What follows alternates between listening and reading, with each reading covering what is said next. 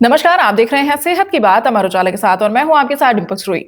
अमर उजाला सेहत की बात इस कार्यक्रम में हम बात करते हैं आपके स्वास्थ्य से जुड़े विभिन्न मुद्दों को लेकर और अलग-अलग विशेषज्ञों के साथ। आज हमारे स्टूडियो में मौजूद है शहर के जाने माने orthopaedic surgeon doctor Moolchand Saini ji. Doctor साहब, अमर उजाला पर आपका बहुत बहुत स्वागत है।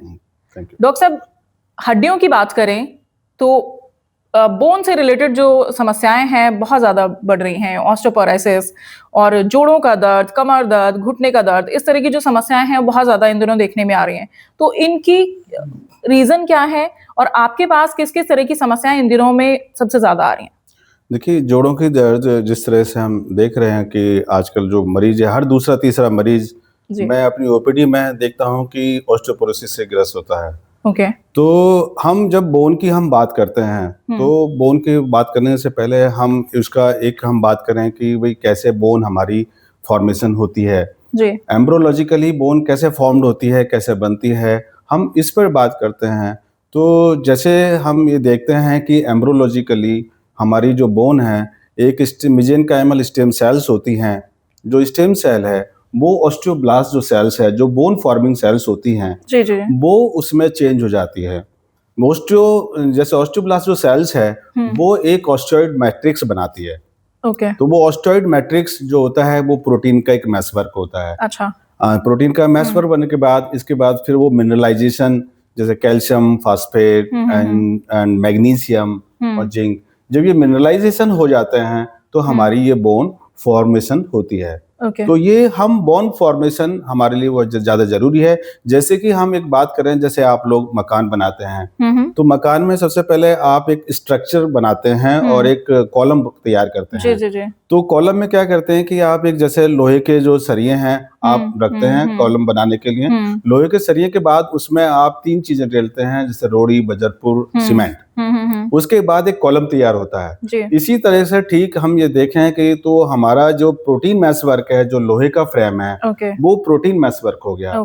एंड प्रोटीन मैसवर्क के बाद जो उसमें मिनरलाइजेशन होगा, जैसे कैल्शियम, फास्फेट एंड मैग्नीशियम और जिंक, तो ये तीनों चार मिलने के मिनरलाइजेशन के बाद हमारी ये बोन फॉर्मेशन होती है जी। तो ये ऑस्टियोब्लास्ट सेल्स की एक्टिविटीज है। हमारी जो बोन हमारी फॉर्मेशन हुई, जब हम पैदा हो जाते हैं और पैदा होने के बाद फिर आप एक दूसरी सेल्स और बनती है जो कि हमारी पुरानी जो बोन बनी है उसको खाती है। उसका नाम होता है ऑस्टियोक्लास्ट सेल्स। ओके। जो दूसरी बोन सेल्स का नाम है ऑस्टियोक्लास्ट। तो ये क्या होती है कि ऑस्टियोक्लास्ट जो होती है वो बोन ईटिंग सेल्स होती हैं। तो ये क्या होती हैं कि हमारी बोन को जो पुरानी बोन है उसको खाती रहती है और नई बोन ऑस्टियोब्लास्ट के थ्रू बनती रहती है। अच्छा, तो ये जो प्रोसेसिंग है ये हमारा पूरी जिंदगी भर, पूरी लाइफ, एंड ऑफ लाइफ हमारा मृत्यु तक चलता रहता है। अब ये जो प्रोसेसिंग में इन दोनों के बीच में मिसमैच हो जाए, इन दोनों के बीच में सपोज करो ऑस्टियोब्लास्ट से होता क्या है कि जो ऑस्टियोब्लास्टिक एक्टिविटी है या बोन फॉर्मिंग जो सेल्स की जो एक्टिविटी है वो वीक पड़ जाती है, ऑस्टियोक्लास्ट की एक्टिविटी बढ़ती चली जाती है और वो हड्डियां कमजोर हो जाती हैं। हड्डी इतनी कमजोर है, ऐसी कमजोर हो जाती हैं कई बार, तो जैसे आपने देखा होगा कि एक दरवाजा है, दरवाजे के अंदर जैसे दीमक ने उस दरवाजे को खा रखा है, बाहर से दरवाजा आपको ऐसा लगेगा कि बिल्कुल ठीक है, लेकिन अंदर से देखेंगे तो पूरा कमजोर होगा और जरा सी फोर्स से वो टूट जाएगा। तो इसी तरीके से हड्डियां भी हमारी कई बार इतनी कमजोर हो जाती हैं ऑस्टियोपोरोसिस में कि हड्डी अपने शरीर के वजन से ही टूट जाती है या बहुत ही हल्का सा ही झटका लगानी, जर्क लगानी और हड्डियों में फ्रैक्चर हो जाता है। तो ये जो बीमारियां हैं ऑस्टियोपोरोसिस, ये है। ऑस्टियोपोरोसिस से पहले हम बात करें कि ऑस्टियोपीनिया। अच्छा। हाँ, ऑस्टियोपोरोसिस से पहले एक स्टेज आती है जिसे हम ऑस्टियोपीनिया बोलते हैं। तो ऑस्टियोपीनिया में वीकेंड शुरू हो जाते हैं। तो पेशेंट के जो सिम्टम्स होते हैं, या तो बॉडी एक होगा या लिटिल हल्का फुल्का पेन होगा उसको, या उसको बेसिकली मन भी काम प्रॉपर्ली अच्छे कंसंट्रेशन से काम नहीं करेगा। तो ये सारी चीजें, उसके सिम्टम्स बहुत मिनिमम ही होते हैं ऑस्टियोपीनिया, ऑस्टियोपोरोसिस है। अब हम बात करते हैं कि ऑस्टियोपीनिया से भी पहले एक स्टेज और आती है जिसको हम कहते हैं सार्कोपीनिया। तो सार्कोपीनिया में क्या होता है कि हमारी जो मांसपेशी है वो कमजोर होती है। जब मांसपेशी कमजोर होती है तभी हमारी बोन पर असर आना शुरू होता है। तो सबसे पहले जरूरी होता है कि हमारी यदि मांसपेशी, हमारा मसल वॉल्यूम कम है तो दैट मीन्स है कि उसके बाद हमारी ऑस्टियोपीनिया होगा। और ऑस्टियोपीनिया के बाद बढ़ते-बढ़ते फिर वो जो हड्डी है वो ऑस्टियोपोरोटिक वाली स्टेज में चली चली जाती है। चली तो जाती जैसे है। कि आपने बताया कि जो नई पुरानी हड्डियाँ हैं उनको खत्म होने की प्रक्रिया और नई हड्डियों के बनने की जो प्रक्रिया है, वो पूरे पैदा होने से लेके और मृत्यु तक चलती रहती है। मृत्यु तक चलती रहती है। और इस बीच में अगर वो वीक पड़ती है, तो आपकी हड्डियाँ कमज़ोर होना शुरू हो जाती हैं। अब हड्डियाँ कमज़ोर होने के कारण अब हम ये बात करते हैं कि यदि हम चाहें तो हम मृत्यु तक हम अपनी बोन को यंग बनाए रख सकते हैं। ओके। बना रख सकते हैं, लेकिन अब उसके क्या है कि सपोज जैसे हम हमारे जो अच्छी हड्डी बनाने के अच्छी हड्डी को मेंटेन रखने के लिए हमारे लिए जरूरी होते हैं कि 4-5 चीजें हमारे लिए बहुत इंपॉर्टेंट है, जैसे कि वेल न्यूट्रिशनल डाइट और सनलाइट, एंड तीसरी चीज है कि आपकी एक्सरसाइज, एंड चौथी है आपकी प्रॉपर स्लीप। तो ये 4 पॉइंट हमारे लिए बहुत इंपॉर्टेंट हैं कि हमारी बोन को हम अच्छे तरह से हम अच्छे रख सकें, क्योंकि हमारा जो प्रोसेसिंग है ये होल द लाइफ चलता रहता है और ये प्रोसेसिंग ऑस्टियोब्लास्ट की एक्टिविटी को अच्छे मेंटेन रखें। वो इसके लिए ये हमारे 4 पॉइंट बहुत जरूरी है कि हम वेल न्यूट्रिशन डाइट लें और प्रॉपर एक्सरसाइज करें और प्रॉपर स्लीप एंड सनलाइट का सेवन करें। तो ये इससे हम अपनी बोन को अच्छे से हेल्दी रख सकते हैं होल लाइफ। अब जैसे कि हमारे कुछ हार्मोन्स होते हैं, जैसे फीमेल्स में एस्ट्रोजन होता है, मेल में टेस्टोस्टेरोन हार्मोन होते हैं और कैल्सिटोनिन हार्मोन होते हैं। तो ये जो हार्मोन्स होते हैं अप टू द करीब ये देखा जाए तो 40 साल तक ये हार्मोन बहुत बड़ा फैक्टर होते हैं जो कि हमारी ऑस्टियोब्लास्टिक एक्टिविटी को अच्छे से मेंटेन करते हैं। अच्छा, जब हम 40 से ऊपर कूदते हैं तो फीमेल में अक्सर देखा गया है कि फीमेल के अंदर बहुत ज्यादा पोस्ट मोनोपॉजल ऑस्टियोपोरोसिस का कारण ये होता है कि एस्ट्रोजन हार्मोन की काफी डेफिशिएंसी हो जाती है, जिसकी वजह से फीमेल में पोस्ट मेनोपॉजल ऑस्टियोपोरोसिस बहुत ही आम चीज है, देखने को मिलती है। तो ये फीमेल का है। तो जैसे फीमेल की बात करें तो क्या महिलाओं में और पुरुषों में दोनों में जो बोन की हेल्थ है वो अलग-अलग तरीके से काम करती है या एक ही तरीके से काम करती है? बोन की हेल्थ तो वो सेम ही टाइम्स के काम करती है, लेकिन जैसे क्या ऐसा होता है कि समस्याएं दोनों में से किसको ज्यादा आती हैं? जो समस्या देखा गया है कि अब मेडिकली देखा जाए तो फीमेल में ज्यादा कॉमन होती है, क्योंकि फीमेल में एस्ट्रोजन की जो डेफिशिएंसी है वो 40 इयर्स के बाद में काफी कम हो जाती है, 42 में। लेकिन मेल में टेस्टोस्टेरोन की कंसंट्रेशन फिर भी बनी रहती है up to the 50 and more than 50 up to the, तो टेस्टोस्टेरोन बना रहता है। और दूसरी चीज एक और होता है कि lack of physical activity. Female ज्यादातर फिजिकल घर के ही काम करती है, हमारी जो महिला हैं वो ज्यादातर घर में ही काम करती हैं, तो उनकी फिजिकल एक्टिविटी भी बहुत ही कम रहती है।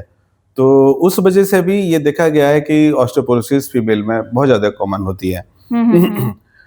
और एक चीज और है कि अब हम जैसे कि हम बात करें फिजिकल एक्टिविटी की, हम बात करते हैं तो फिजिकल एक्टिविटी में जो बहुत सारी एक्सरसाइजेज हैं जो हमारे लिए रिकमेंडेड हैं, एटलीस्ट कम से कम जब 25 साल तक हम होते हैं तो 25 साल से नीचे हमारी जो एक्सरसाइज होनी चाहिए, जो रनिंग एक्सरसाइज है, कम से कम 10 किलोमीटर हम लोगों को थोड़ा एटलीस्ट रखना चाहिए।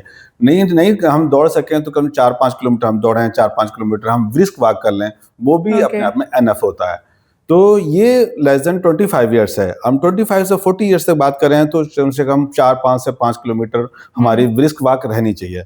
तो ये हमारी जो एक्सरसाइजेज हैं ये बहुत ज़रूरी है जो हमें डेली करनी है। कुछ जो योगा एक्सरसाइजेज हैं, योगासन वगैरह होते हैं, तो इनका क्या है, अब ये जो बेसिकली जो फिजिकल एक्टिविटी जितने अभी हम एक्सरसाइज करते हैं, तो हम जैसे हमने अभी बात करी आपसे कि ऑस्टियोब्लास्ट जो सेल्स है, तो ऑस्टियोब्लास्ट सेल्स को हम एक्टिवेट कैसे करें आफ्टर 40। हम 40 इयर्स तक तो हमने मान लिया कि हार्मोन भी एक्ट करता है, चलो ठीक है, थोड़ा हम डाइट भी ले रहे हैं, लेकिन आफ्टर 40 हमारी फिजिकल एक्टिविटी यदि हम अच्छा रखेंगे तो बोन कभी भी ऑस्टियोपोरोटिक नहीं होगी। बोन हमें करीब 150-200 साल तक भी ठीक रह सकती है, लेकिन जब तक यदि हम क्या है कि हमारी जो ऑस्टियोब्लास्टिक एक्टिविटी होती है, ऑस्टियोब्लास्टिक एक्टिविटी को एक्टिवेट करने के लिए 4 माइक्रोमीटर का माइक्रो मोशन चाहिए होता है। यदि हम जो फिजिकल एक्सरसाइज करते हैं, ओल्ड एज में करें, थोड़ा ब्रिस्क वॉक करें या योगा करें, और एक होता है कि मल्टी डायरेक्शनल लोडिंग, एक होता है मल्टी डायरेक्शनल लोडिंग। तो मल्टी डायरेक्शनल लोडिंग जो होती है, जैसे कि मल्टी डायरेक्शनल लोडिंग में हमारी डांसिंग एक्टिविटी है, फुटबॉल है, बैडमिंटन है, ये एक मल्टी डायरेक्शनल लोडिंग में आते हैं। तो मल्टी डायरेक्शन लोडिंग में देखा यह गया है कि हमारी ऑस्टियोब्लास्ट एक्टिविटी बहुत ज़्यादा एक्टिवेट होती है, जिससे कि बोन स्ट्रेंथनिंग में बहुत ज़्यादा मदद मिलती है। जो मल्टी डायरेक्शन लोडिंग जो फिजिकल गेम होते हैं, जो एक्टिविटी होती है। तो जैसे डॉक्टर साहब अभी हम बात कर रहे थे कि एक्सरसाइज और योगा, मेडिटेशन, डांस, लेकिन कई बार क्या होता है कि एक आम धारणा ये होती है कि हम बहुत काम करते हैं। मान लीजिए घर में आप काम कर रहे हैं, घर की महिलाएं तो अक्सर यही बोलती हैं कि हम तो पूरा दिन घर में काम करते हैं, लेकिन उनको ये नहीं आइडिया होता कि योगा, मेडिटेशन, एक्सरसाइज और घर का काम दोनों में बहुत डिफरेंस है। तो आप as a doctor, as a orthopedic, आपको क्या लगता है कि दोनों चीजें बहुत डिफर है, दोनों चीजों का अलग अलग महत्व है? हाँ, या फिर उसको योगा में काउंट किया जा सकता है, या एक्सरसाइज में? उसको एक्सरसाइज में नहीं, वो तो एक रूटीन एक्टिविटी हो गई आपकी। आपको एक्सरसाइज का मीनिंग है आपको ओवर स्ट्रेस देना है। ओके। हाँ, नहीं कि कहने का मतलब ये है कि अब हम देखा जाए तो हम 1 साल पहले के उस पर जाते हैं, सॉरी इसका मैं कह रहा हूँ 1 लाख साल पहले हम जाते हैं कि हमारा 1 लाख साल पहले हम लोग कैसे रहा करते थे। तो हमारी जो बॉडी है, हमारा जो शरीर है, वो एक्सट्रीम हार्ड वर्क के लिए बनाया गया है, जो एक्सट्रीम हार्ड वर्क। तो देखा जाए तो हम अभी जैसे बात करें कि हम we are a multicellular animal, तो हमारा जो शरीर है वो बहुत एक्सट्रीम हार्ड वर्क के लिए बनाया गया है। तो अभी हम 1 लाख साल पहले का हम आप एक लाइफ साइकिल याद करें ह्यूमन बीइंग की, तो वो एक गुफाओं में रहा करते थे और बहुत एक्सट्रीम हार्ड वर्क करते थे। और होता ये था कि मुश्किल से कोई भी हमें जानवर मिला, उस जानवर को खा लेते थे। 2-3 दिन तक उसको एक बार खा के 2-3 दिन तक दूसरे जानवर की तलाश में रहते थे, और उसकी जो चमड़ी है वो निकाल के हम लोग पहन लिया करते थे। तो ये हमारा इतिहास था। तो वो जीन्स वही है, वही हमारा जीन्स है, जो कि आज भी उसी जीन्स हमारा वही फॉलो करता है। लेकिन हम लोग लेजीनेस हो गए हैं, हम लोग हमें कंफर्ट जोन में चले गए। तो कंफर्ट जोन में चले गए, मोबाइल लेके पड़े हैं, या फिर एक्सरसाइज, ब्रेन, हमारे ब्रेन की आदत है कि कंफर्ट में जाना। हाँ, तो उसको दर्द नहीं सहन होता, तो वो कंफर्ट जोन में जाता है। तो यही हमारे लिए गलत है, यही चीज गलत है। इसीलिए हमारे को बहुत सारी जो हड्डियों की जो बीमारी हैं वो होती जा रही हैं। ओके जी डॉक्टर साहब, जैसे आप बात कर रहे हैं कि दिन भर मोबाइल लेके पड़े रहना, लैपटॉप पे बैठे रहना, या फिर जो ऑफिस में लोग काम कर रहे हैं वो दिन भर एक ही पोस्चर में बैठे रहते हैं या कई घंटे ऐसे ही गुजार देते हैं, जो आईटी सेक्टर के लोग हैं, या फिर जो कई बार होता है कि जो टारगेट वाली जो जॉब है कि टारगेट्स पूरे करने हैं, तो उनको ना दिन का पता है ना रात का पता है, और कम से कम 8 घंटे 12 घंटे बैठे बैठे ही निकल जा रहा है। तो ऐसी कंडीशन में पेन होना बॉडी में अलग अलग हिस्सों में बहुत कॉमन सा होता है।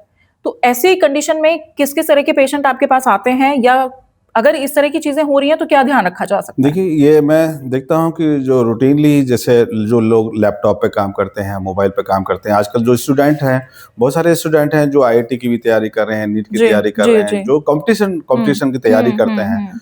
तो मैं उनके बच्चों में भी मैं सर्वाइकल प्रॉब्लम देख रहा हूँ। ज्यादातर वो सर्वाइकल की प्रॉब्लम लेके आते हैं या बैकएक की प्रॉब्लम लेके आते हैं। तो कई बार हम देख लग जाता है कि हमें आइडिया लग जाता है कि उनके ये लॉन्ग सिटिंग की वजह से ये प्रॉब्लम हो रही है। तो उसमें प्रॉब्लम यही है कि हमारी तो मसल वीक होने लगती हैं। मसल वीक होंगी तो ऑटोमेटिकली हमारी बोन भी कमजोर पड़ जाती, कमजोर पड़ जाती हैं। तो इसके लिए हमें ये तो मानना पड़ेगा कि हमें हेल्दी लाइफ के लिए जरूरी होता है कि हमें ये जितने भी हम अवॉइड कर सकें लैपटॉप को, मोबाइल को। दूसरी चीज है कि एक स्टडी और आ रही है कि हम जितना ये लैपटॉप और मोबाइल को देखेंगे तो हमारी आंखों में जो हमारे रॉड्स एंड कॉन्स जो रिसेप्टर्स होते हैं वो बहुत ज्यादा डैमेज होते जा रहे हैं। एक ये स्टडी आ रही है कि निकल के आ रही है कि 2040 या 2050 में मैक्सिमम हमारी जो लोग हैं वो अंधे हो जाएंगे। क्यों? क्योंकि मोबाइल का और लैपटॉप की कंजप्शन बहुत ज्यादा बढ़ रहा है। तो ये है कि इसको जितना हो सके मिनिमम करा जाए, इसे ज्यादा अवॉइड करा जाए जितना हो सके। अच्छा, जैसे हम लोग अब फिर भी हम देखते हैं कि ऑफिस में कई बार बहुत ज्यादा स्ट्रेस में हैं लोग, ज्यादातर स्ट्रेस में हैं, और वो डेली का हो क्या रहा है कि जब स्ट्रेस में तो they are releasing the stress hormones. हमारी बॉडी में जो स्ट्रेस हार्मोन है वो जितना हम स्ट्रेस में रहेंगे तो स्ट्रेस हार्मोन निकालते रहते हैं। अच्छा, ये जो स्ट्रेस हार्मोन है हमारी पूरी बॉडी के जितने भी सेल्स हैं, जैसे देखा जाए तो हमारी बॉडी में 60 ट्रिलियन सेल्स होती हैं और 80 बिलियन न्यूरॉन्स होते हैं। तो हमारी जो स्ट्रेस हार्मोन है वो हमारी 60 ट्रिलियन सेल्स को ही पूरे अफेक्ट करते हैं।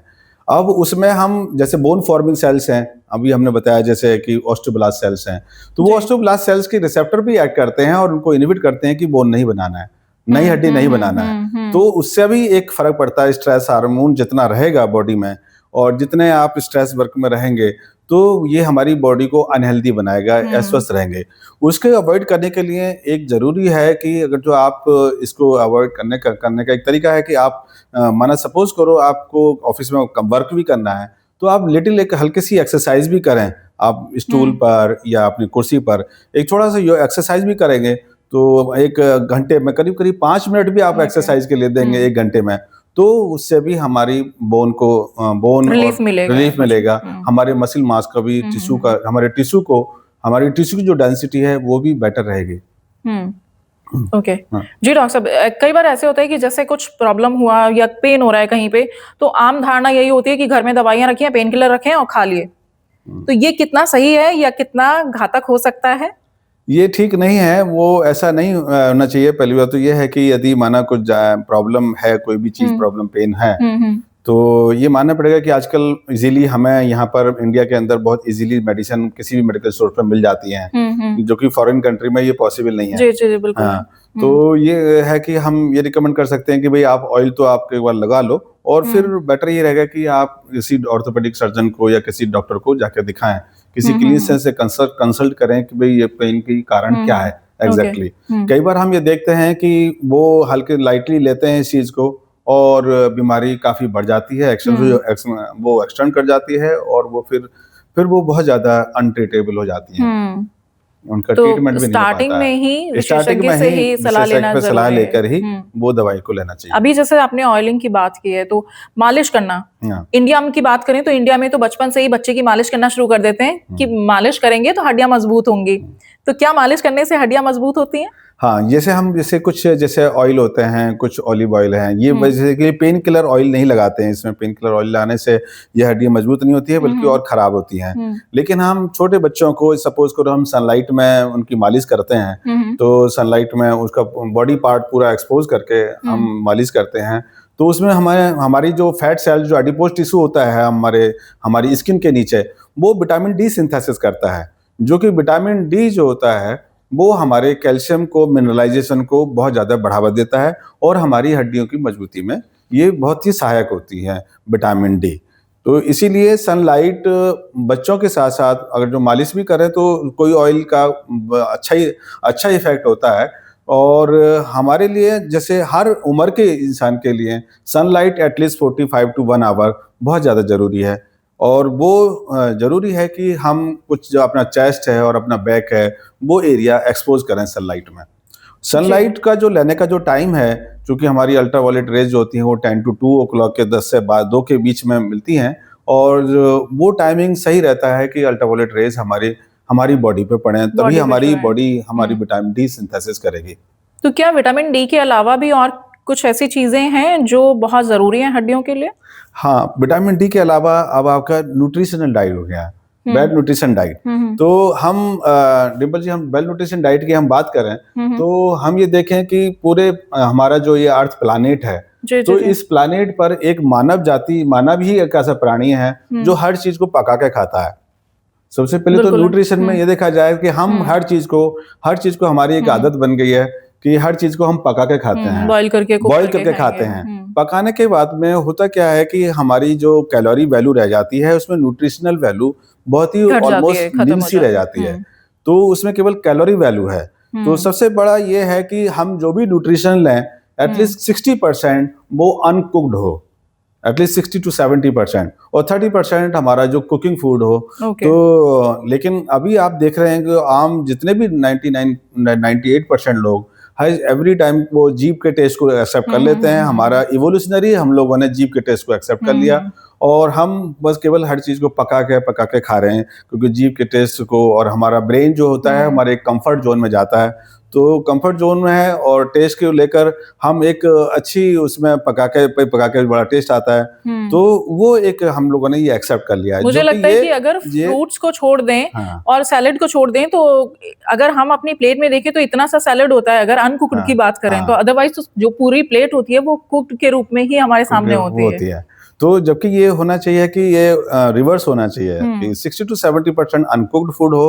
अब न्यूट्रिशन में जैसे कि अब जैसे विटामिन डी के अलावा हमारा जो कुछ मिनरल्स हैं, जो कैल्शियम है, जो कैल्शियम जो आपके ग्रीन वेजिटेबल्स में होते हैं, लेगुम्स में होते हैं, जितनी भी तरह की दालें होती हैं, राजमा, सोयाबीन, चने, मिल्क है, दूध है, पनीर है, टोफू है। अब हम ड्राई फ्रूट में हम बात करें, ड्राई फ्रूट की है तो बादाम है, मखाने हैं और अखरोट है। इसमें ये कैल्शियम की जो मात्रा है वो बहुत ज़्यादा होती है। और इसके साथ साथ जो सी फूड होते हैं, जितने केकड़े वगैरह जो होते हैं, सी फूड्स होते हैं, जो कि जो सी बीच के आसपास में हम जितने भी सिटी होते हैं, जैसे बॉम्बे है, मैं बॉम्बे में था तो मैं देखा कि वहाँ पर जब रेस्टोरेंट में देखा तो उसने वहाँ केकड़ा रख दिया। अरे मेरे दोस्त साथ में थे तो वो केकड़ा रख दिया। अरे मैंने कहा यार ये क्या, तो मैं अवॉइड कर, मैंने कहा हम ये नहीं खा सकते। बोले नहीं इसमें बहुत ज्यादा कैल्शियम अमाउंट होता है। तो ये बेसिकली सी फूड में सबसे ज्यादा कैल्शियम अमाउंट होता है। और इसके साथ साथ फिर हमारे ड्राई फ्रूट हैं, रागी हैं और पालक या मेथी, इनमें ये हमारे कैल्शियम है। तो ये हमारे जो आपकी वेजिटेबल हैं, इनमें कैल्शियम यदि हम लेंगे तो बोन के स्वास्थ्य के लिए बेटर होती हैं वेल न्यूट्रिशन डाइट में। और टोफू है, टोफू इस्तेमाल कर सकते हैं। और अखरोट है, अखरोट ले सकते हैं।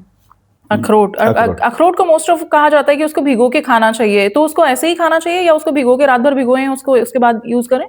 नहीं अखरोट को, बादाम को बेसिकली भिगो के खा सकते हैं, लेकिन अखरोट को तो ऐसे ही खाएं। और दूसरी चीज है कि बेसिकली अब हम जैसे कोई भी चीज की खाने की हम बात करते हैं तो ये ईश्वर ने हमें 32 दांत दिए हैं।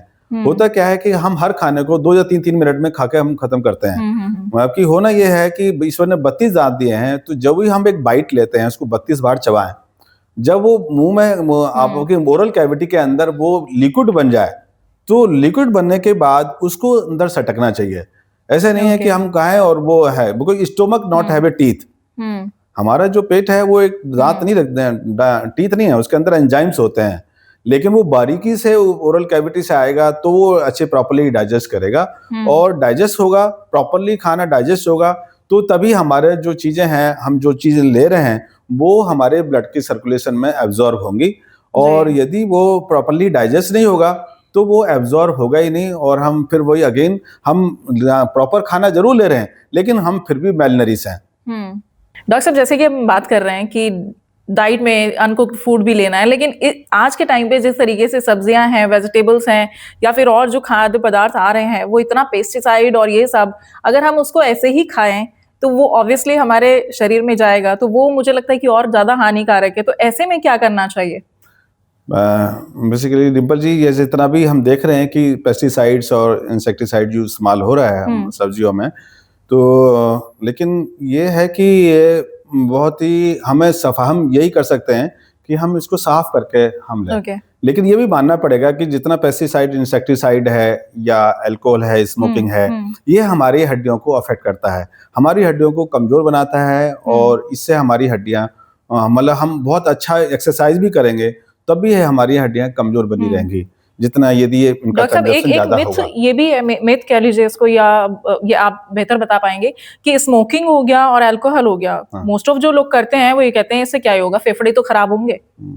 लेकिन आप कह रहे हैं कि ये हड्डियों के लिए भी बहुत नुकसानदायक है, तो ये कैसे फैक्टर के रूप में काम करता है? मैं डिम्पल जी, मैं अब ये बताता हूँ कि जैसे हम ये देखें कि हमारा जो शरीर है, देखा जाए तो हमारा 60 ट्रिलियन सेल से मिलकर बना हुआ है। और शरीर के अंदर 60 ट्रिलियन के साथ 80 बिलियन न्यूरॉन्स होते हैं।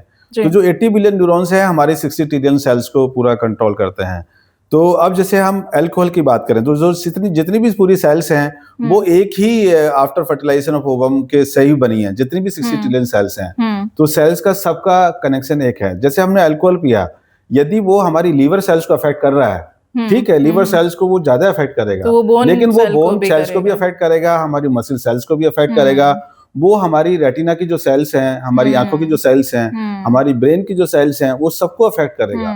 तो ये अल्कोहल जो है ये टॉक्सिक है। इसके अंदर जो बेसिकली क्या होता है कि जब हम अल्कोहल लेते हैं तो मेटाबोलाइट जो होते हैं, एसिटाल्डिहाइड और एसिटिक एसिड फॉर्म होते हैं।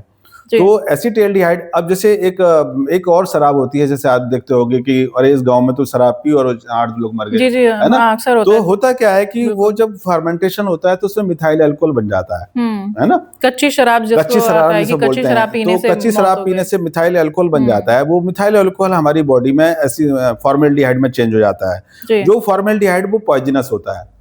तो it kills the formaldehyde, it kills our neurons, हमारे ब्रेन सेल्स को मार देता है एंड इसलिए हमारी डेथ हो जाती है। तो वो फॉर्मेल्डिहाइड वो वाला हो गया। लेकिन अब ये आ गया आपका इथाइल अल्कोहल। तो ये जो इथाइल अल्कोहल जो होता है, ये हमारी बॉडी में एसिटाल्डिहाइड में चेंज होता है। तो ये जो एसिटाल्डिहाइड है, ये हमारी जो सेल्स हैं, लीवर सेल्स को काफी ज्यादा नुकसान पहुंचाता है। उसके उसके साथ साथ हमारी सभी सेल्स को नुकसान पहुंचाता है।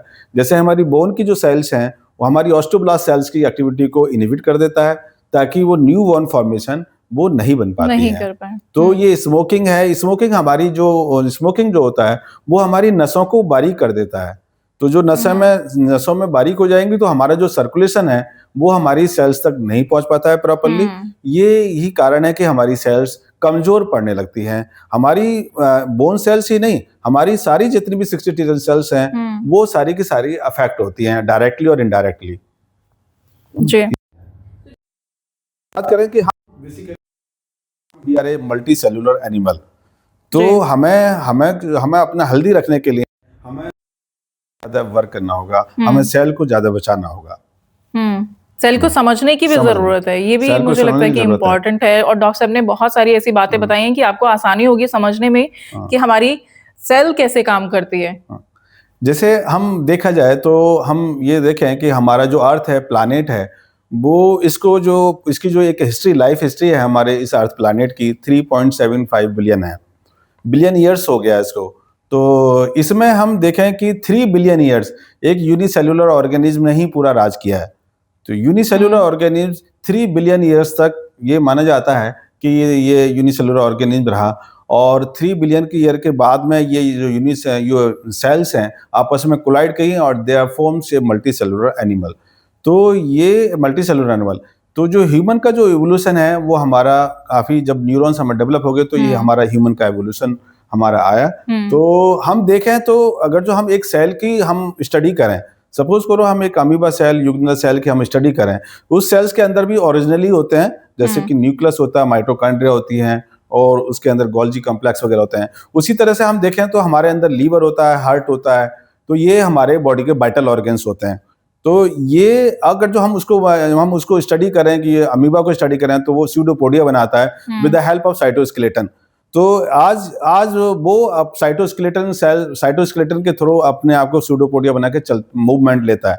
इसी तरीके से हमारे अंदर बॉडी में एक शरीर में एक ढांचा दिया है जो हमारी बोन स्केलेटन सिस्टम हमारी बोन से मिलकर बना है, जिसके उससे हम अच्छे से चल पाते हैं, हम मूवमेंट में रहते हैं और हम अपने दिनचर्या को अच्छे से कर पाते हैं। बिल्कुल।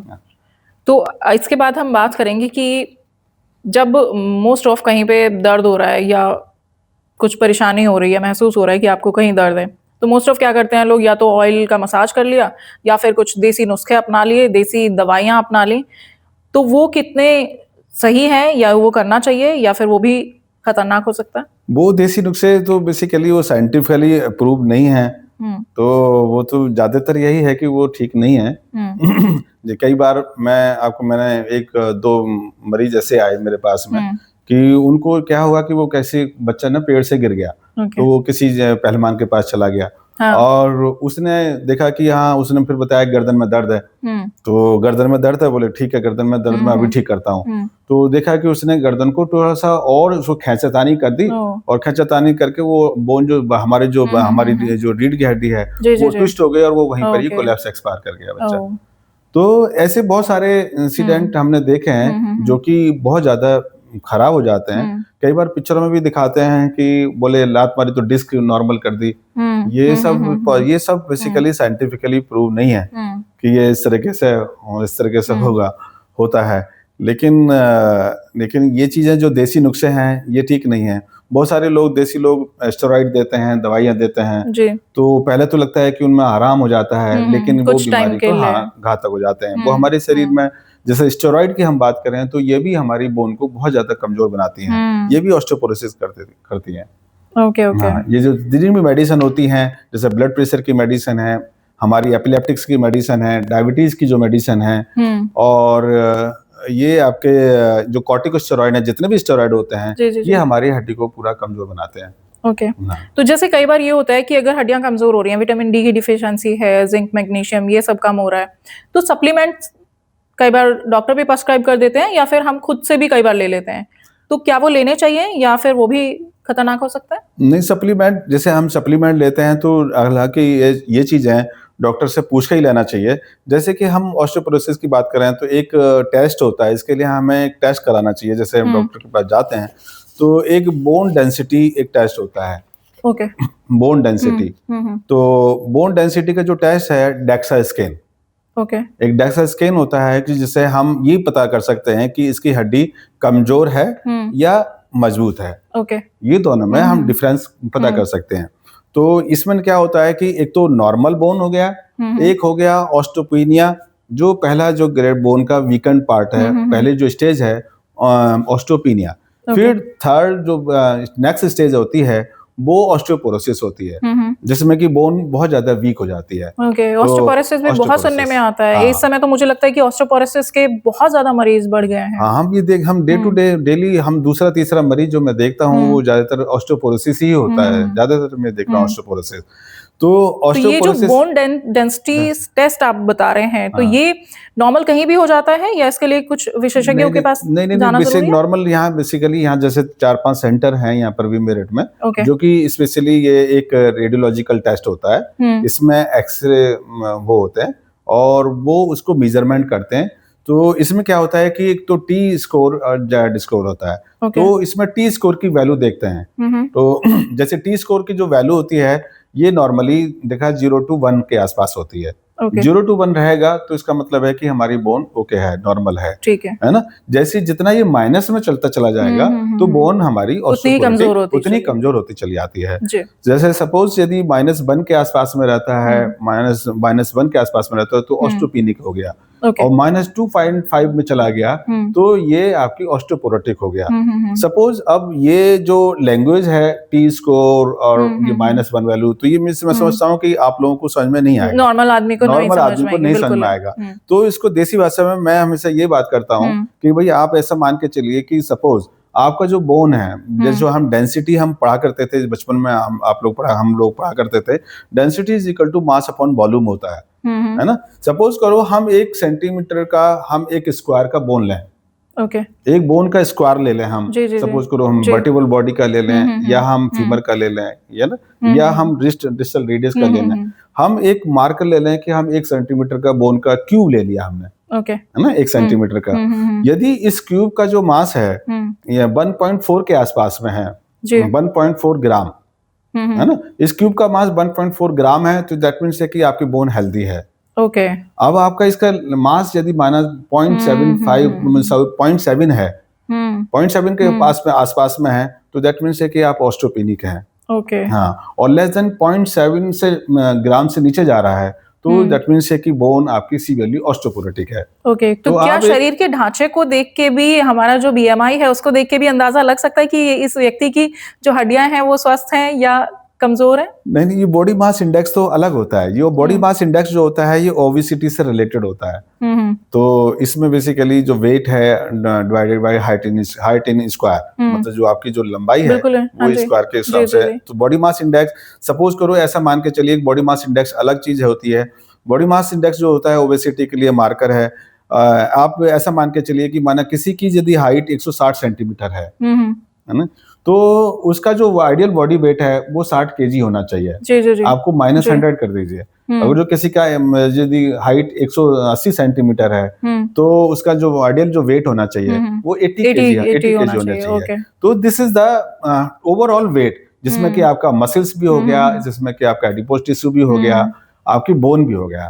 तो बोन की डेंसिटी इससे BMI से इंडिकेट नहीं होती है। उसके लिए यही स्पेसिफिक टेस्ट है जो डेक्सा स्कैन जिसको देखना होता है, और इसी से हम एग्जैक्टली बोन डेंसिटी का आइडिया लगा लेते हैं। डॉक्टर साहब, युवाओं में स्पोर्ट्स इंजरी होना बहुत कॉमन है और मोस्ट ऑफ जो बच्चे जिम जाते हैं उनको भी कई बार वेट ट्रेनिंग करते हैं तो मसल्स पुल हो जाना या फिर हड्डियों में कुछ परेशानियां आ जाना, तो इस तरह की भी समस्याएं बहुत ज़्यादा बढ़ रही हैं। तो आपके पास किस किस तरह के पेशेंट आते हैं और स्पोर्ट्स इंजरी अगर हो गई है तो उसको कैसे हम उसको क्योर कर सकते हैं?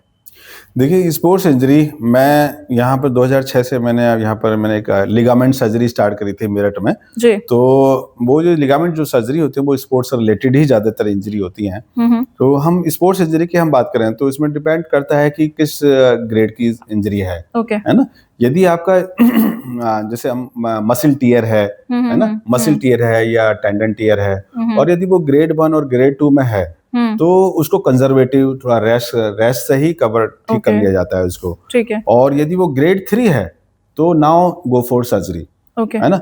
अब स्पोर्ट्स इंजरी जो होती है जिस ज्यादातर ये होता है कि ये बोनी इंजरी नहीं होती है, उसमें कोई फ्रैक्चर नहीं होते हैं, बल्कि ये लिगामेंट इंजरी होती है। लिगामेंट है हमारे जोड़ जो होता है, हमारा जोड़ जितने भी जोड़ होते हैं वो सब लिगामेंट से कवर्ड होते हैं। लिगामेंट है, जॉइंट कैप्सूल्स हैं और आपके डायनेमिक स्ट्रक्चर्स होते हैं जैसे मसल्स एंड टेंडन।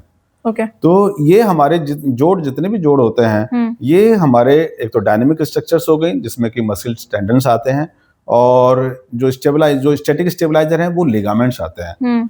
अगर जो सीवियरली इंजरी है तो ग्रेड 3 की इंजरी माने जाते हैं जिसको ज्यादा इंजरी है, जिसमें कि हमारा जो जोड़ है वो डिसलोकेट हो जाता है या सबलक्सेट कर जाता है, ये मतलब मान के चलिए कि खिसक जाता है जी। तो उसमें फिर हमें लिगामेंट की ही सर्जरी करनी जरूरी होती है। तो स्पोर्ट्स इंजरी हमारे जो देश में बहुत ज्यादा कॉमन है, जब देख रहा हूँ डे टू डे लाइफ में जैसे स्पोर्ट्स बढ़ रहे हैं तो स्पोर्ट्स इंजरी बहुत कॉमन हो गई है। अब स्पोर्ट्स इंजरी से को बचने के लिए हमारे लिए जरूरी है कि हम पहले वार्म अप करें अपनी बॉडी को। तो सपोज करो हमें 2 घंटे खेलना है तो we have to be warm up for at least 2 hour और 3 आवर।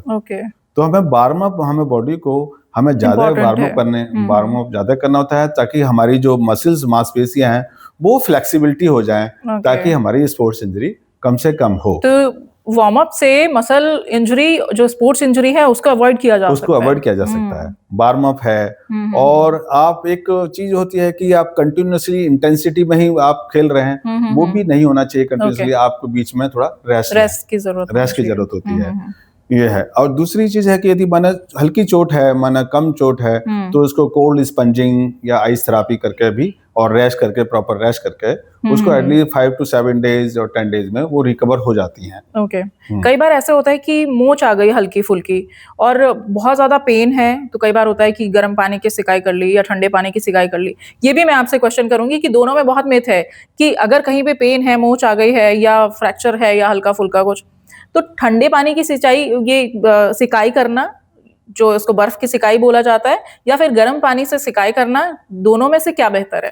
इसमें शुरुआत में तो ठंडे पानी से सिकाई करते हैं क्योंकि जैसे माना सपोज मौच आती है और तो मौच आने का मतलब होता है कि लिगामेंट इंजरी हो गई, है ना। तो उसमें क्या होता है कि या मसल इंजरी है तो उसमें हमारी जो कैपिलरीज हैं, जो हमारी खून की जो नसें होती हैं वो फट जाती हैं साथ में। तो जब फट जाती हैं तो वो ब्लीडिंग शुरू हो जाती है। तो उसमें कोल्ड स्पंजिंग बेटर रहता है कि ताकि वो हमारी जो बारीकी जो नसें हैं वो सिरिंग कर जाएं और वो ब्लीडिंग बंद हो जाए ताकि एडिमा ना हो। तो कोल्ड स्पंजिंग ज्यादा बेटर होती है और उस जोड़ को इमोबिलाइज करना चाहिए, कि उसको रेस्ट में हम दे सकें। वो बेटर होता है।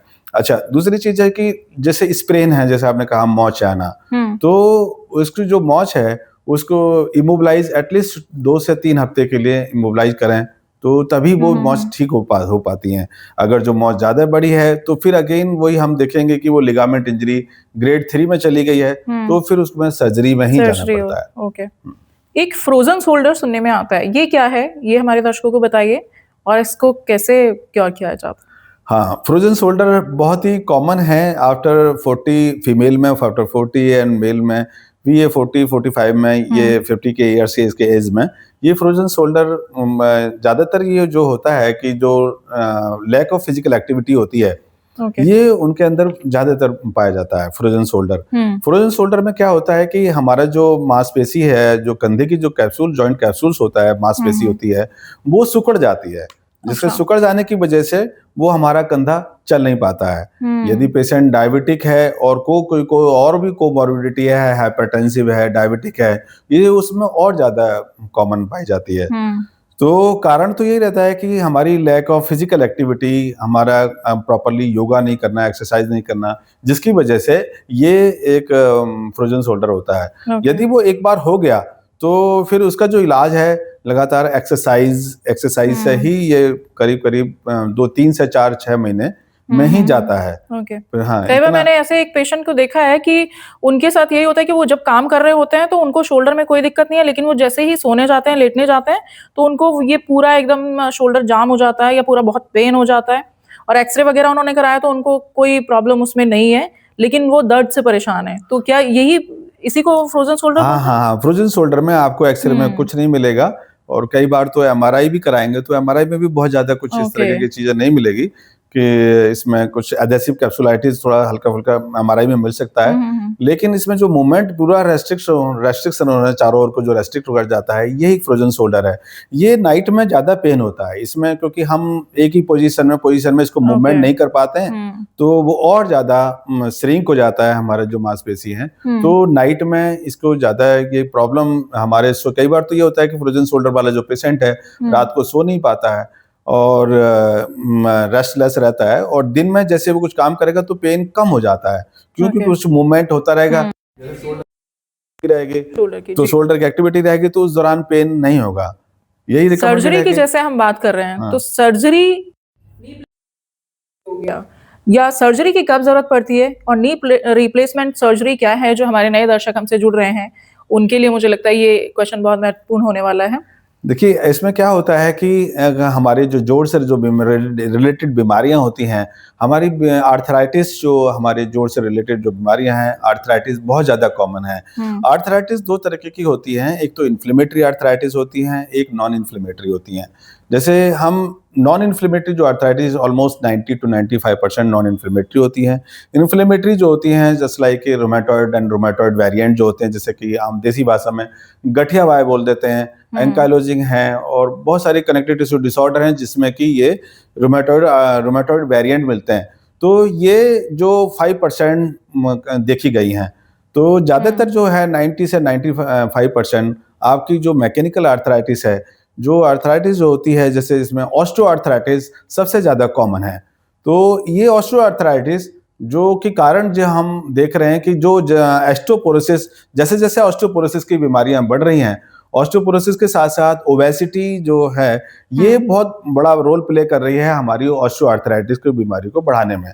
तो अब हमें सबसे मेन चीज़ ये है कि ऑस्टियोआर्थराइटिस को रोकने के लिए हमें अपनी बोन हेल्थ और अपना बॉडी वेट हमें आइडियली, और एक आपका योगा जो एक्सरसाइजेज हैं, इसको यदि हम रखेंगे और बॉडी वेट हम ना मेंटेन रखेंगे, तो हमारा होल द लाइफ हमारी ये आर्थराइटिस होगी नहीं। लेकिन हाँ, कुछ कारण ये होते हैं कि यदि माना बचपन में लिगामेंट चोट लग गई या कोई एक्सीडेंट इंजरी होगी जोड़ में, तो उसमें ये आर्थराइटिस आम चीज होगी। उसमें जॉइंट के आसपास में यदि फ्रैक्चर हो गया है और वो मेल यूनाइटेड हो गया है, जो गलत जुड़ गया है, तो ये आर्थराइटिस कॉमनली देखी जाएगी। उसके उन केसों में तो बहुत ही कॉमन होती है। जब आर्थराइटिस यदि माना, जब तक ऑपरेशन से बचना चाहिए, जब यदि हम आपका काम एक्सरसाइज से और मेडिसिन से चल रहा है, मेडिसिन से यदि आपको फायदा हो रहा है, बहुत ही कम मेडिसिन के साथ साथ, तो हमें कोशिश ये करना है कि हमें ऑपरेशन से बचना चाहिए।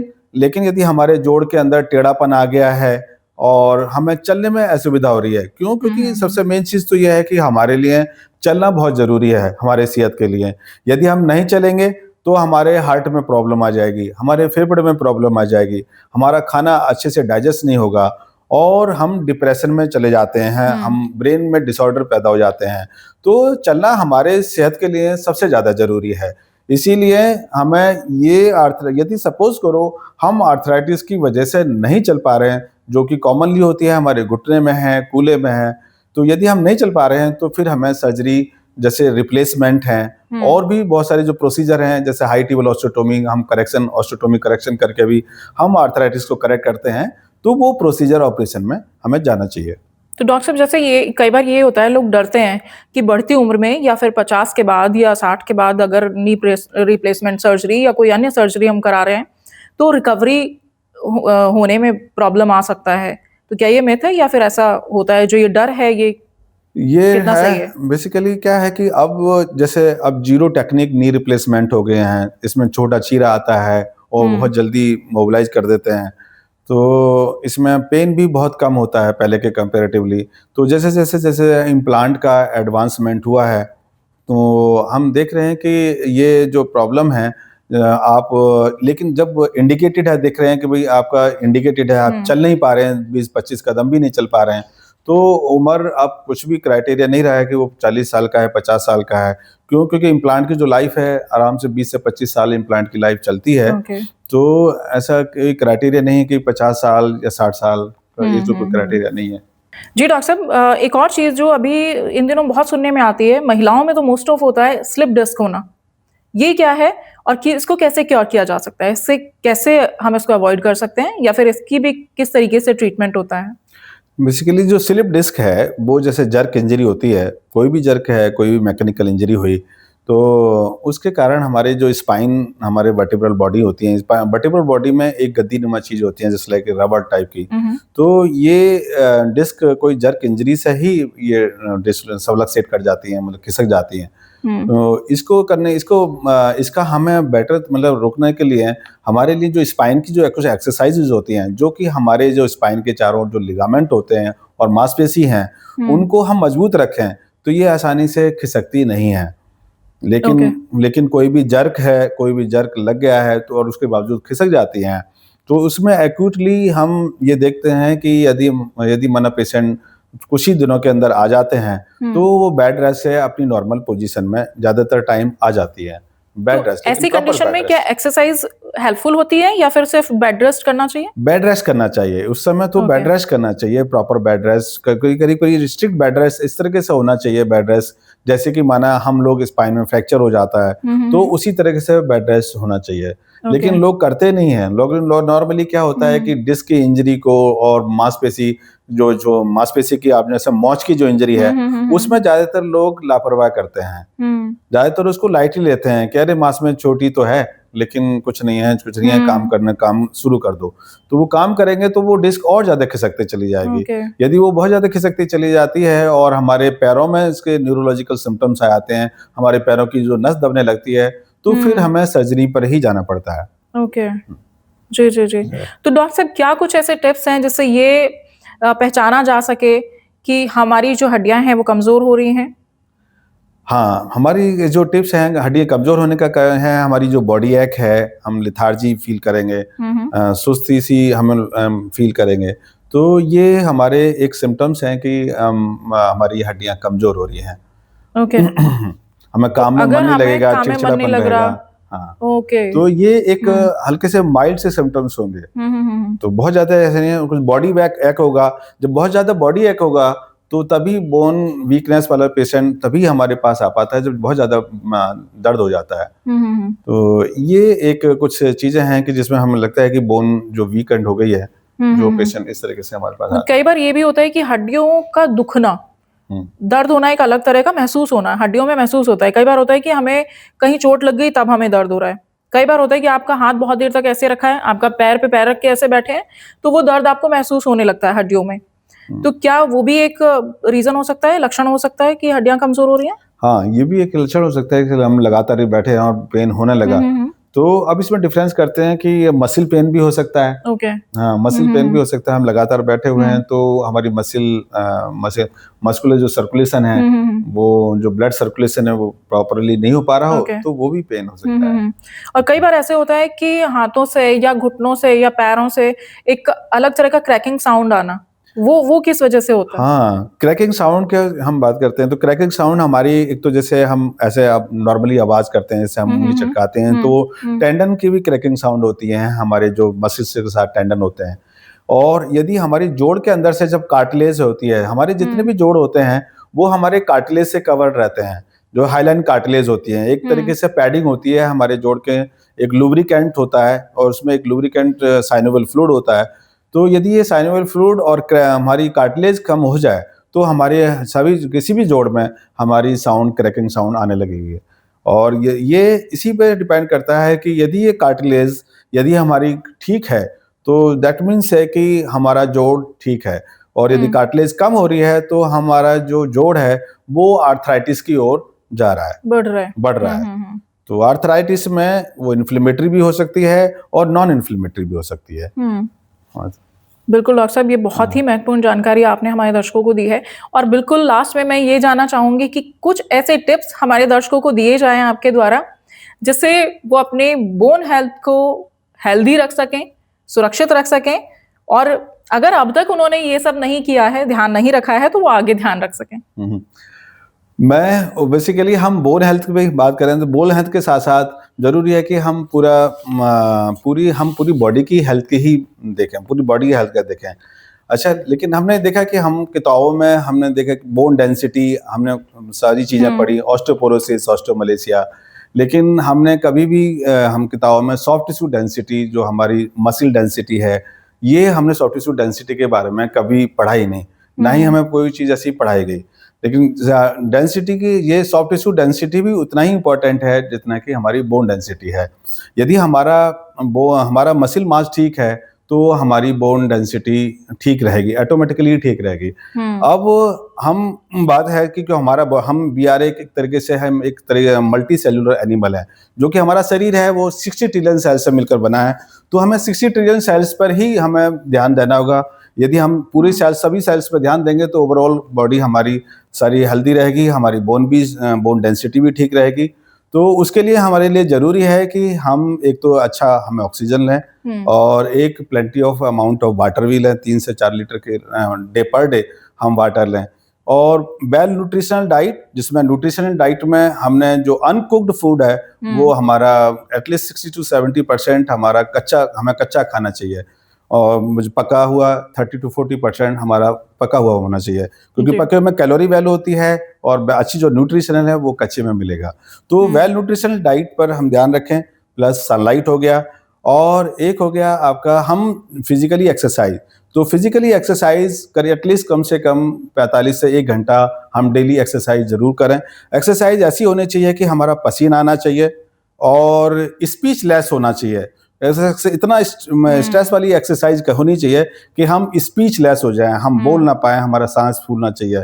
तो वो एक्सरसाइज मानी जाती है। जैसे आजकल लोग कहते रहते हैं कि हाँ, पसीना निकलना चाहिए, और लोग जो आजकल जो ज्यादातर महिला है, मरीज हैं, वो कहते हैं कि अरे नहीं डॉक्टर साहब, मैं तो डेली काम करता रहता हूँ, दिन भर तो काम करते रहते हैं, घर का काम करते रहते हैं। वो ये चीज एक्सरसाइज में इंक्लूड नहीं होता है। जब तक कि बोन पर स्ट्रेस नहीं पड़ेगा तो बोन मजबूत होगी नहीं, क्योंकि हमारी बोन की जो सेल्स है, जो बोन फॉर्मिंग सेल्स हैं, वो जो ऑस्टियोब्लास्ट हैं, उनको 4 माइक्रोमीटर का माइक्रोमोशन चाहिए। माइक्रोमोशन के लिए हमें जरूरी है कि हमें स्ट्रेस वो देना पड़ेगा। हम बोन पर स्ट्रेस देंगे, जैसे सपोज करो हम पैरों पर स्ट्रेस हम थोड़ा रनिंग जॉगिंग करके दे सकते हैं, लेकिन हाथ में हम स्ट्रेस देंगे, हम डंबल से वेट ट्रेनिंग कर सकते हैं। तो ये इस टाइप की हमें, अब जैसे हम गांव में देखते हैं तो गन्ना चबाते हैं तो हमारे वो मैंडिबल, हम मैंडिबल की कितनी एक्सरसाइज कर पाते हैं, मैंडिबल मैक्सिला की ज्यादातर हम देखते हैं कि कोई ज्यादा लोग कर ही नहीं पाते। इसलिए हमें अच्छा चबाना चाहिए। यही कारण है कि हम अच्छे से चबाएंगे तो हमारी मैंडिबल मैक्सिला, जो हमारे जो जॉ की जो बोन्स हैं, वो हमारी उनकी बोन डेंसिटी तभी बनी रहेगी। अगर जो हमारी जॉ की बोन डेंसिटी नहीं बनेगी तो बहुत जल्दी से हमारे दांत झड़ने लगेंगे। तो ये चीजें बोन डेंसिटी के लिए ये है। और इसके साथ साथ आपका नेक्स्ट है प्रॉपर स्लीप। इसमें प्रॉपर स्लीप का भी बहुत इंपॉर्टेंट है, क्योंकि यदि हम प्रॉपर स्लीप नहीं करते हैं, ज्यादातर ये होता है कि भाई हम अच्छे से डाइट ले रहे हैं, एक्सरसाइज भी अच्छे से कर रहे हैं, और प्रॉपर स्लीप नहीं ले रहे हैं, तो ये पूरी तरह से स्टडी है कि हमारी बोन डेंसिटी, हमारी बोन हेल्थ, हमारी फिजिकली पूरी जो हेल्थ है वो हमारी डिस्टर्ब रहेगी, ना ही बोन डेंसिटी में बढ़ेगी कि कितना भी आप एक्सरसाइज कर लें और कितना भी अच्छी से न्यूट्रिशनल डाइट ले लें। तो प्रॉपर स्लीप भी बहुत इंपॉर्टेंट है, जिसमें कि 7 से 8 घंटे हमारी प्रॉपर स्लीप जरूरी है, जैसे कि मेटाबॉलिक, जिससे हमारा अच्छा से मेटाबॉलिज्म हो रहा है। और फिर इसके है control your emotions and meditation. Do the meditation. तो मेडिटेशन भी उतना ही इंपॉर्टेंट है, क्योंकि हम ज़्यादातर फिजिकली एक्सरसाइज करते हैं, लेकिन हमारी ब्रेन की कोई एक्सरसाइज, हम ज़्यादातर 99% लोग ब्रेन की एक्सरसाइज जानते ही नहीं हैं या करते ही नहीं हैं। और जो कि सबसे ज़्यादा इंपॉर्टेंट है, हमारे 80 बिलियन न्यूरॉन्स, हमारा ब्रेन सबसे ज़्यादा इंपॉर्टेंट है, पावरफुल वही है, जो कि 80 बिलियन न्यूरॉन्स हैं, वही हमारे 60 ट्रिलियन सेल्स को गवर्न कर रहा है। और उसी के लिए मेडिटेशन जो हमारा एक एक्सरसाइज है, वो रहना चाहिए। लेकिन लोगों को डॉक्टर साहब लगता है लोगों को कि मेडिटेशन और योगा दोनों को वो एक जगह ऐड कर देते हैं और उनको लगता है कि हाँ हो गया, दोनों में से उनको ये समझ नहीं आता कि मेडिटेशन बिल्कुल अलग है, योगा एकदम बिल्कुल अलग है। योगा बेसिकली देखा जाए तो हमारी बॉडी में जो 60 ट्रिलियन सेल्स हैं, वो योगा उसमें आता है, और मेडिटेशन 80 बिलियन न्यूरॉन्स के लिए होता है, ऐसा मान लीजिए। तो हमारा ब्रेन का जो पार्ट है वो मेडिटेशन है। मेडिटेशन आप जैसे, हम कितना मेडिटेशन करना चाहिए, जितनी आपकी एज है उतना करना चाहिए। जैसे सपोज करो किसी की 40 साल उम्र है, तो 40 मिनट पर डे मेडिटेशन जरूर होना चाहिए।